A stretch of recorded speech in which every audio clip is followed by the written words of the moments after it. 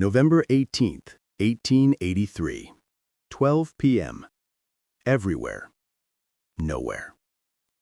Noon arrives. And then, 4 minutes later, it arrives again. All across North America, station masters stand beside telegraph poles, pocket watches in hand, waiting for the signal. In New York, Philadelphia, Boston, Atlanta, hundreds of cities, thousands of towns, clocks are about to do something they've never done before. They're about to stop. Not forever, just long enough. Long enough to synchronize. The decision came swiftly after Chicago. The railway executives didn't wait for governments, didn't wait for legislation or public referendums or royal decrees. They simply agreed. On October 11, 1883, the General Time Convention voted to adopt Fleming's system, modified slightly, Americanized, but fundamentally his vision. 4 time zones, 1 standard. Implementation date, Sunday, November 18th. They gave the world 5 weeks to prepare. 5 weeks to accept that time itself was about to change. The reaction is mixed. Some newspapers hail it as a triumph of progress. The Chicago Tribune runs a headline, "Order from Chaos, the Railway Solution to America's Time Problem." Others are less enthusiastic. The Indianapolis Sentinel publishes an editorial calling it an act of arrogance unparalleled in human history. A minister in Tennessee declares from his pulpit that man has no right to tamper with God's time. In Cincinnati, a town council passes a resolution refusing to adopt the new system, declaring that the sun, not the railway companies, shall govern our clocks. But the railways don't need permission. They need cooperation. And on November 18th, they get it. Washington, D.C., the United States Naval Observatory. 11:58 p.m. Eastern Time. The telegraph operator sits at his desk, fingers poised over the key. He's been here since dawn, checking and rechecking the master clock, a precision timepiece synchronized to celestial observations, accurate to within a fraction of a second. At exactly noon, he will send a signal. 1 pulse, short and sharp. That pulse will travel along telegraph wires stretching from coast to coast, reaching every major railway station in North America within seconds, and when it arrives, station masters will adjust their clocks. Some will move forward, some will move backward. But when it's done, they'll all be synchronized. The operator watches the second hand sweep towards 12. 58 seconds. 59. 12 o'clock. He presses the key. Click. The signal races outward at the speed of electricity, 186,000 miles per second, converted into rapid pulses of current along copper wire. It reaches Philadelphia in a fraction of a heartbeat, Boston half a second later, Chicago in 3 seconds, San Francisco in less than 10. And in every station, the ritual begins. New York City, Grand Central Depot. The station master, a man named William Buchanan, receives the pulse. He glances at the station clock, a massive timepiece suspended above the main concourse, visible to thousands of passengers. It reads 12:03 p.m. New York has been running 3 minutes and 58 seconds fast. Buchanan reaches up and stops the clock. The minute hand freezes mid-sweep. Passengers glance up, confused. A few check their own pocket watches. Some look annoyed. Others simply shrug and keep walking. Buchanan counts. 4 minutes pass. Then he restarts the clock, now set to precisely 12 p.m. Eastern Standard Time. Time has just moved backward in New York City. And most people don't even notice. Detroit, Michigan. Michigan Central Railway Station. Here, the opposite happens. The station clock reads 11:32 a.m. when the telegraph pulse arrives. Detroit has been running on solar time, which places it 28 minutes behind the new Central Standard Time. The station master, a woman named Margaret Holloway, yes, a woman, hired because she's better at mathematics than any man the railway could find, adjusts the clock forward. 11:32 becomes 12 o'clock in an instant. Half an hour of time simply vanishes. A businessman waiting on the platform stares at the clock, then at his pocket watch, and back at the clock. "That can't be right," he mutters. Margaret doesn't explain. She doesn't have to. The railways have spoken. San Francisco, California, Southern Pacific Railroad Terminal. The scene here is more dramatic. San Francisco has been running on local solar time, which places it nearly 4 minutes ahead of the new Pacific Standard Time. But more importantly, the city's residents, proud, independent, skeptical of Eastern authority, have been vocally opposed to the change. The San Francisco Chronicle called it temporal imperialism. When the telegraph pulse arrives and the station master adjusts the clock backward, a small crowd gathers. Some jeer, a few applaud. One man, half drunk, shouts, "They can't steal our time." But the clock keeps ticking. And when the next train arrives from Sacramento, perfectly on schedule according to the new system, even the skeptics begin to understand. This isn't about control. It's about knowing when the train arrives. Bangor, Maine, European and North American railway station. Not every station participates. In Bangor, the station master, a man named Elijah Cobb, refuses the telegraph signal. He leaves the station clock running on local solar time, declaring that no railway company will tell Bangor when it's noon. For 3 days, trains arrived early or late according to Cobb's clock, causing endless confusion. Passengers miss connections, freight shipments get delayed. On the 4th day, Cobb receives a visit from the railway superintendent. The conversation is brief. By the 5th day, Bangor's station clock is synchronized. November 19th, 1883, the day after. The sun rises on a different world. Not visibly. The streets look the same. The buildings, the rivers, the mountains, unchanged. But something fundamental has shifted. For the first time in human history, vast distances are operating on the same clock. A telegram sent from Boston at 3 p.m. arrives in Chicago at 3 p.m. The times are different, Eastern versus Central, but the system is consistent. A train leaving New York for San Francisco can now be scheduled with precision, its arrival time printed on a ticket that won't lie, won't shift, won't depend on which town sundial you happen to trust. Time has become a grid, and the world has started to move faster. But not everywhere. In Europe, the debate rages. France refuses to adopt Greenwich as the prime meridian, proposing Paris instead. Germany suggests Berlin. Spain insists on Madrid. Fleming watches from across the Atlantic, frustrated but unsurprised. America adopted the system because the railways demanded it. Europe will take longer. Because Europe isn't just coordinating trains, it's coordinating empires. December 1883. Ottawa, Canada. Fleming receives a letter. It's from the International Meridian Conference, scheduled to convene in Washington, D.C. in October 1884. 25 nations, one goal: to establish a global standard for longitude and time.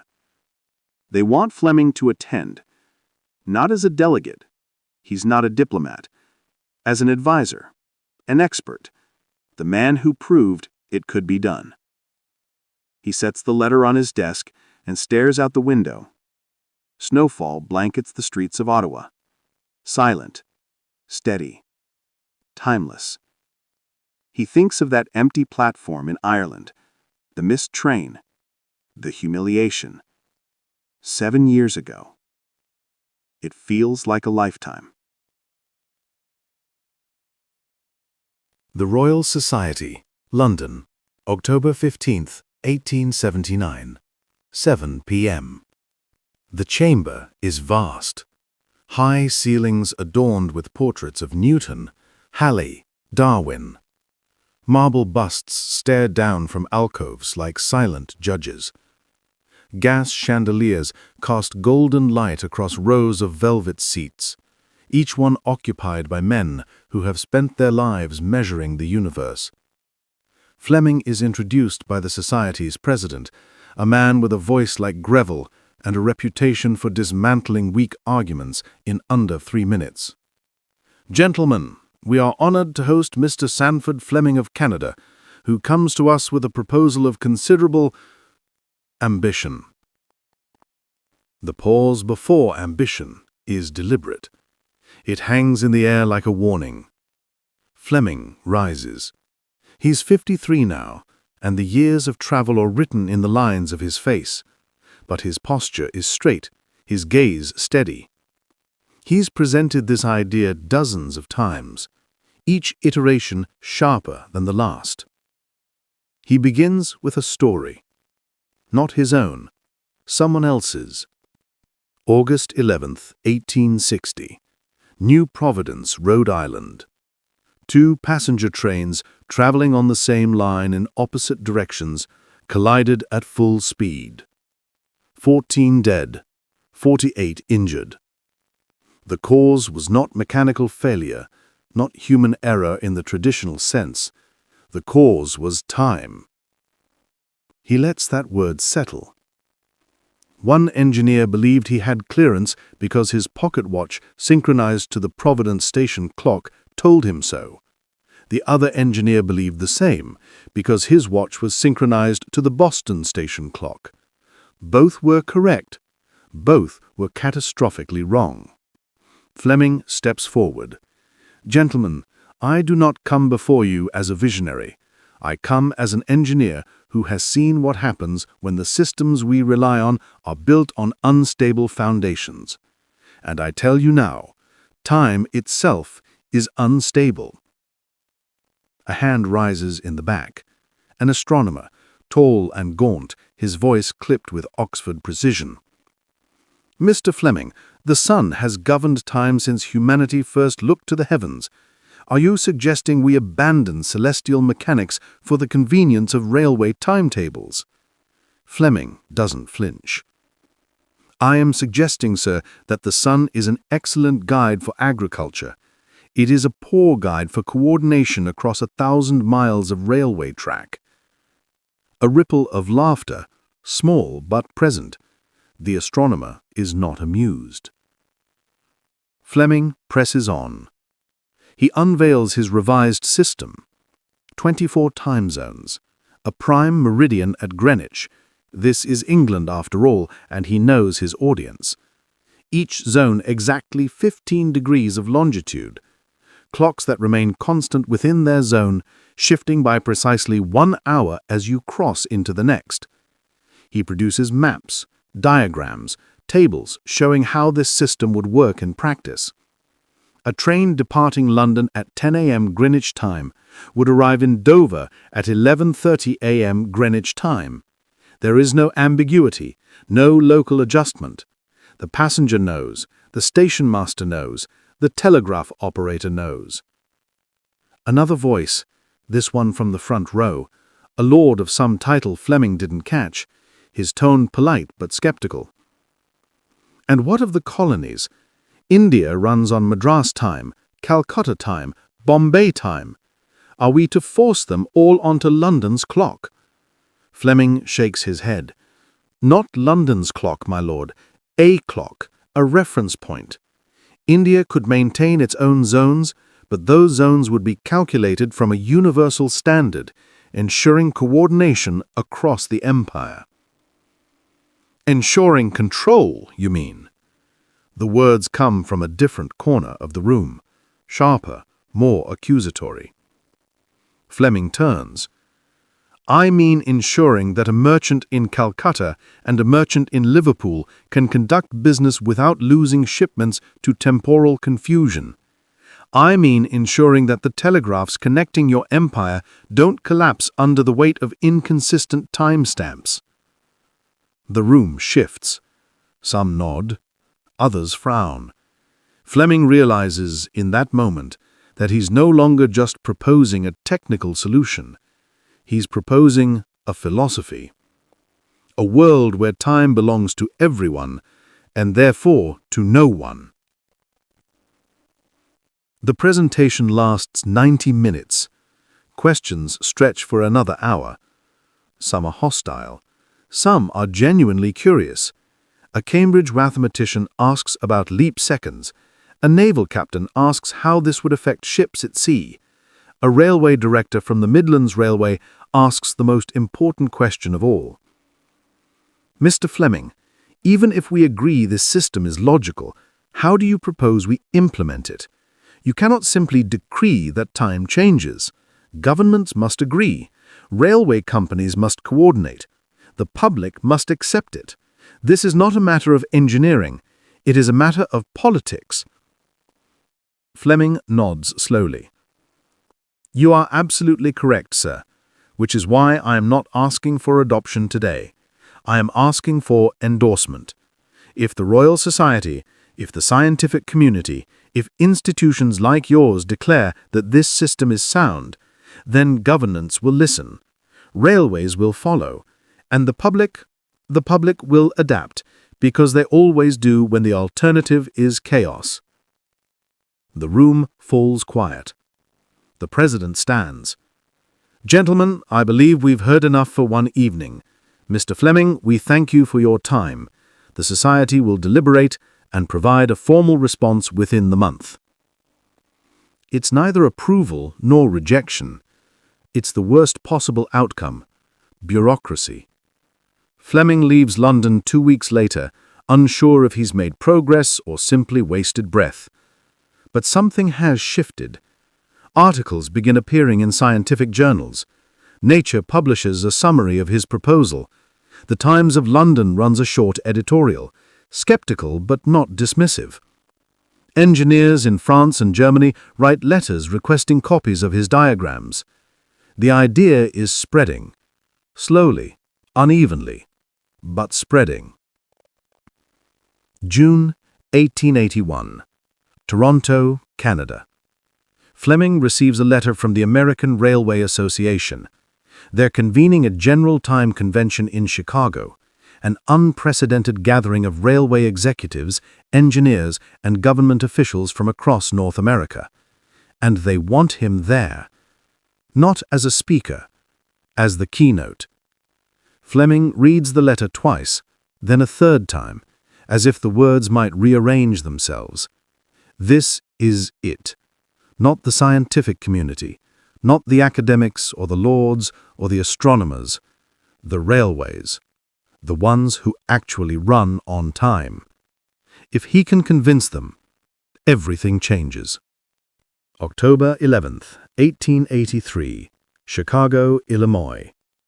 The Grand Pacific Hotel ballroom is packed wall to wall with men in suits, pocket watches glinting like tiny suns. Representatives from nearly every major railway in the United States and Canada. The air smells of cigar smoke and ambition. Fleming stands at the podium, older now, grayer, but his voice has lost none of its clarity. Gentlemen, I will be brief. You do not need me to tell you that the current system is broken. You live with its consequences every day. Missed connections, collisions, passenger complaints, legal liabilities. Heads nod throughout the room. I am here to offer you a solution, not a perfect one, not one that pleases everyone, but one that works. He unveils the final version of his system. 4 time zones across North America: Eastern, Central, Mountain, and Pacific. Each zone 1 hour apart, all synchronized to a single standard. Adopt this system, and every railway in this room will operate on the same clock. A passenger boarding a train in New York will know, without doubt, when it arrives in San Francisco. A freight shipment leaving Chicago will reach Denver exactly when promised. He pauses. And most importantly, trains will stop colliding because their engineers are operating on different definitions of noon. The room erupts, not in protest, in applause. As men filter forward to congratulate Fleming, he has a moment of dappled sunlight through the windows of the ballroom, a gesture that makes him think of the broken clock his father had given him so long ago. Now he knows he has made a new one that would not only work for all, but would forever change the way the entire world understood time.